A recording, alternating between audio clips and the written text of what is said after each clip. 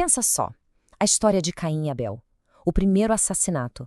É uma daquelas narrativas que tá na base de tudo, né?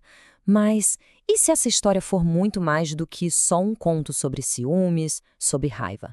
E se ela esconde uma mensagem profunda, que sempre esteve bem debaixo do nosso nariz? E se o primeiro assassinato fosse também uma profecia? Essa pergunta ela muda toda a perspectiva, não muda? É exatamente essa ideia que a gente vai explorar agora. Olha, a maioria de nós conhece a história de Cor e Salteado, mas existe uma lente teológica, sabe? Uma forma específica de ler o texto que revela quase que um código oculto ali. Essa lente funciona como uma chave de interpretação, uma ideia que vem do teólogo Marconi Farias e que permite que a gente descubra uma camada de significado que é, uau, completamente nova. Então vamos para a primeira parte, uma chave para entender, desvendando o Antigo Testamento. É aqui que a gente pega a ferramenta que vai literalmente abrir essa história toda pra gente.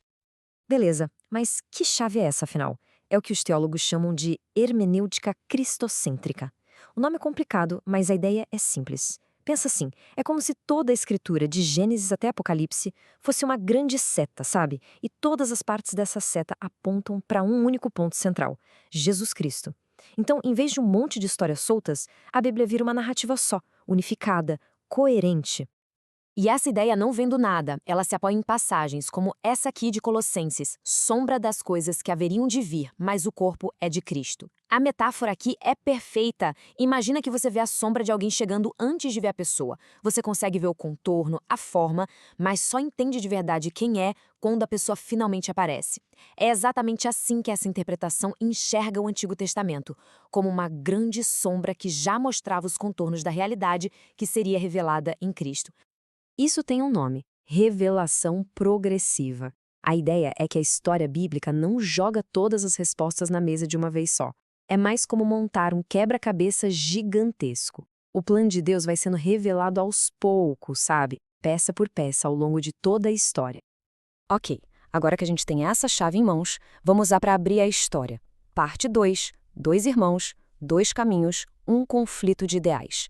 E a gente vai ver que o conflito aqui é muito, mas muito mais profundo do que um simples ciúme de irmão.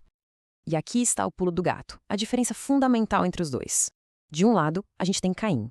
Ele representa o caminho do mérito humano, naquela confiança nas próprias obras, no eu fiz, eu mereço. Do outro lado, tem o Abel. Ele representa o caminho da fé, da confiança na graça divina. Então não se trata só de duas ofertas diferentes.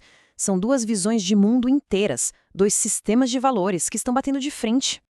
O Caim, nesse sentido, ele vira um símbolo, né? Ele simboliza essa tentativa da humanidade de chegar até Deus pelo próprio esforço, pela força do braço. E essa abordagem dentro da teologia é vista como uma consequência da queda total. O que é isso? É a ideia de que, depois do pecado original, a humanidade meio que perdeu a capacidade de se reconectar com o divino por conta própria. Já o Abel, por outro lado, representa o caminho da fé. A oferta dele não é sobre merecimento, é sobre confiança. E é exatamente por isso que ela é vista como aquela sombra que a gente falou antes, um prenúncio, uma prévia do sacrifício definitivo que viria lá na frente com Cristo. O Abel então se torna o primeiro grande modelo, o primeiro arquétipo da fé. E agora, a coisa fica séria. A gente chega no clímax dramático da história. Parte 3. O sangue que clama. Justiça contra a misericórdia. A voz do sangue do teu irmão clama a mim desde a terra. Uau! Essa é uma das frases mais fortes de Gênesis, sem dúvida. Mas o que esse clamor realmente significa? Não é um som, um barulho, é uma demanda, é um grito por justiça, por retribuição. E é aqui que a gente chega no coração dessa interpretação, que se baseia lá no livro de Hebreus. É um contraste direto. O sangue de Abel, ele clama por justiça, por vingança, ele marca a condenação. Agora, em contraste total, o sangue de Cristo clama por misericórdia, ele oferece redenção. É isso, um sangue acusa enquanto o outro absolve. Só que isso nos leva para um ponto que parece uma contradição na resposta de Deus, né? E a nossa quarta parte: justiça encontra misericórdia, um castigo paradoxal. A grande pergunta aqui é por que Deus amaldiçoaria um assassino para logo em seguida protegê-lo. Parece não fazer sentido, né? É um paradoxo, mas a resposta para isso revela a natureza dupla da intervenção de Deus. Olha só que interessante. A resposta de Deus para Caim tem duas partes. Primeiro vem a maldição, que é a justiça sendo feita. Ele é condenado a ser fugitivo e errante. Mas logo em seguida vem o sinal, a preservação, uma marca para protegê-lo, para que ninguém o mate. É uma tensão incrível entre o julgamento e a graça acontecendo ao mesmo tempo.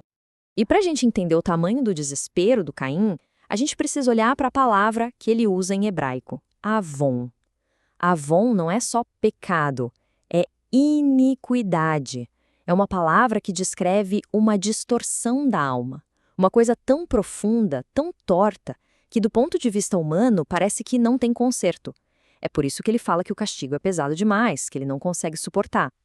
E aí, em contraste total com o avon de Caim, vem a resposta de Deus, Hesed. E Hesed é uma palavra hebraica fantástica.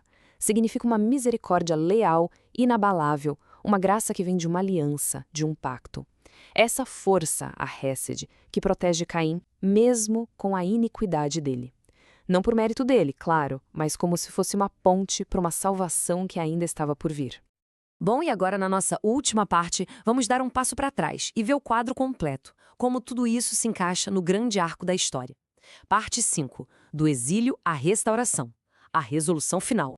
O exílio do Caim, lá na terra de Nod, não é só uma questão de mapa, de geografia. É totalmente simbólico. Nod, em hebraico, vem da palavra para vagar. Então ele é enviado para a terra da vagueação, um lugar que representa essa condição de separação da humanidade da presença de Deus. E aqui a gente consegue ver o arco redentor inteirinho.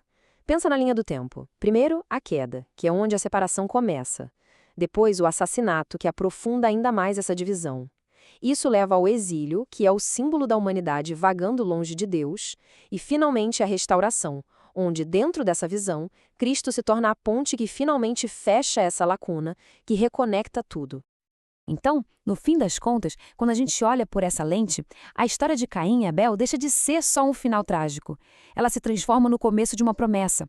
Ela estabelece a dimensão do problema, o pecado, a separação, para que a solução, a vinda de Cristo, seja vista como o grande cumprimento de um arco narrativo que começou lá atrás, no início de tudo, em Gênesis. Isso tudo deixa a gente com uma reflexão final, né? Se histórias tão antigas assim guardam chaves tão modernas, que outros significados incríveis podem estar esperando para serem descobertos em narrativas que a gente acha que já conhece de cabo a rabo?